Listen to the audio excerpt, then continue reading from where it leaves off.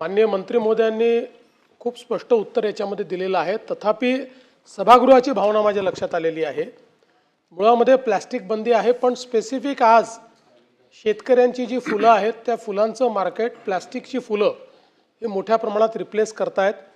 त्यामुळे या संदर्भात स्पेशल डिस्पेन्सेशन आणि स्पेशल ड्राईव्ह ही सभागृहाची इच्छा आहे.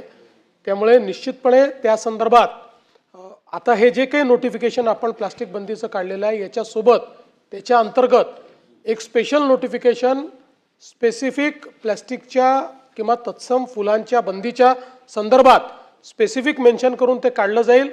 त्याकरता वेगळी यंत्रणा तयार करण्यात येईल आणि महानगरपालिकांना देखील सूचना देण्यात येतील, त्यांनाही अधिकारित्या देण्यात येईल की त्यांनी अशा प्रकारच्या मार्केट्सवर कारवाई करावी. जे डेकोरेशन करणारे किंवा जे हॉल्स आहेत, बँकवेज आहेत, यांनाही नोटिसेस देण्यात येतील की त्यांनी हे वापर करू नये. वापर केलं तर त्यांच्यावर काय कारवाई करता येईल हेही या नोटिफिकेशनच्या माध्यमातून आम्ही पडताळून पाहू आणि त्यात ते शक्य असेल तर याच नोटिफिकेशनच्या अंतर्गत ज्या बँकवेजमध्ये अशा प्रकारचे आर्टिफिशियल फुलं वापरले जातील त्यांनाही त्या संदर्भात दोषी मानलं जाईल. मला वाटतं पुढे जाऊ माननीय मुख्यमंत्री महोदयांनी उत्तर दिलं आहे. पण याच्या बाबतीत योग्य तो खुलासा केलेला आहे. परंतु अडचण अशी, आता आपण गेले 15 दिवस वेगवेगळ्या लग्नाला जात आहे. आता आपल्या नजरेस आले असतील लग्नाला जाताना किती ठिकाणी लागलं आहे.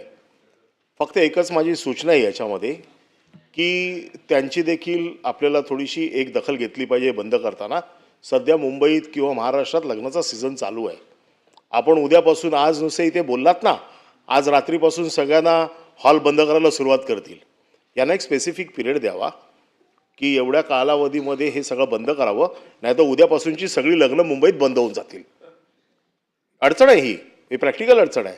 कारण नाहीतर आजपासून मुंबई महानगरपालिकेचे अधिकारी सुरू होतील की आणि आमच्या नावाने बोंबाम करतील, केटर सगळे आमच्या नावाने सुरुवात होतील, एकतर दर वाढवून टाकतील सगळे किंवा आणखीन काहीतरी भानगडी करतील. त्याच्यामुळे तुम्ही एक विंडो पिरियड द्यावा त्यांना की एवढ्या पिरियडमध्ये तुम्हाला हे सगळं बंद करावं लागेल आणि त्याच्यानंतर जो कोण करेल त्याच्यावरती तुम्हाला कठोर कारवाई करावी लागेल. च्या प्रश्नामुळे लग्न तुटलं अशी बातमी येऊ नये म्हणून त्यांनी जे सांगितलं that is suggestion for action. प्रश्न क्रमांक 3, 6688 सत्यजित तांबे.